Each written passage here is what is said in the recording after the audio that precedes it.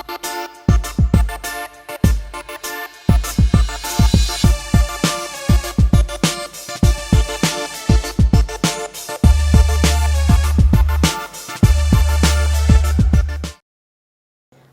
Assalamualaikum teman-teman. Gimana kabarnya hari ini? Semoga selalu sehat walafiat. Bersama saya Gita Rafiasta Putri di kelas seru Pasti Seru.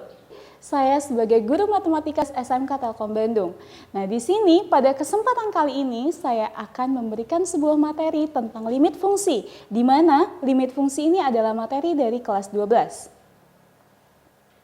Kompetensi dasar yang akan kita capai, yang pertama adalah menentukan nilai limit fungsi aljabar, yang kedua menyelesaikan masalah yang berkaitan dengan limit fungsi aljabar. Indikator pencapaian kompetensi yang pertama adalah menganalisis sifat-sifat limit fungsi aljabar, menyelesaikan limit fungsi aljabar, menyelesaikan limit fungsi aljabar yang berbentuk limit fungsi, yang terakhir menyelesaikan masalah sehari-hari yang berkaitan dengan limit fungsi aljabar. Tujuan pembelajaran yang pertama adalah menganalisis sifat-sifat limit fungsi aljabar. Yang kedua, menyelesaikan bagaimana itu bentuk limit fungsi aljabar. Yang ketiga, menyelesaikan limit fungsi aljabar. Yang keempat, menyelesaikan masalah sehari-hari yang berkaitan dengan limit fungsi aljabar. Dalam sebuah definisi pengertian limit, Sartono Wirodikromo di tahun 2007 pernah berkata bahwa limit fungsi itu artinya batas, hampir, dan limit memiliki makna menuju atau mendekati sesuatu teramat dekat tetapi tidak dapat mencapainya atau tidak dapat tepat sama. Limit fungsi dalam sebuah konsep matematika di mana sesuatu dikatakan hampir atau mendekati nilai suatu bilangan tertentu.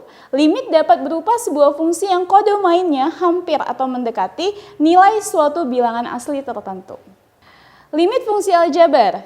Suatu limit fx dikatakan mendekati a sebagai suatu limit bila x mendekati a dinotasikan mungkin seperti yang ada di samping ini. Nah, untuk limit fungsi aljabar ada 4 langkah yang harus kita ketahui.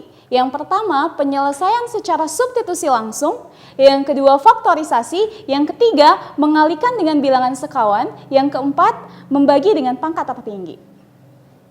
Yang pertama, kita akan bahas satu persatu. Yang pertama, metode substitusi. Metode paling mudah dengan menentukan hasil suatu limit fungsi adalah dengan mensubstitusi langsung nilai ke dalam fungsi fx. Syaratnya, metode ini adalah jika hasil substitusi itu tidak membentuk nilai tak hingga.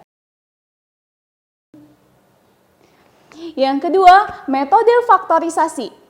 Jika pada suatu metode substitusi menghasilkan suatu nilai bentuk tak hingga seperti ini, maka fungsi tersebut harus difaktorkan terlebih dahulu sehingga bentuknya tidak menjadi bentuk tak hingga, baru kemudian bisa kita substitusikan.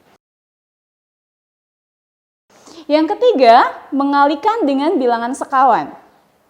Untuk metode yang ketiga ini digunakan jika pada metode substitusi langsung menghasilkan nilai limit yang irasional. Fungsi dikalikan dengan akar sekawannya agar bentuk limit tersebut tidak irasional. Sehingga bisa dilakukan kembali substitusi langsung dengan nilai X mendekati C.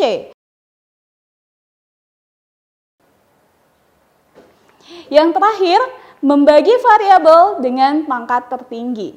Metode ini dapat dikerjakan dengan membagi pembilang fx dan penyebut gx. Pada dasarnya, metode dengan membagi variabel dengan pangkat tertinggi ini adalah pecahan. Nah, ketika penyebut gs dengan variabel x pangkat n berpangkat tertinggi yang ada dalam fungsi fx dan gx, setelahnya baru dapat disubstitusi seperti biasa. Ada beberapa teorema limit yang harus kita ketahui dan kita pahami.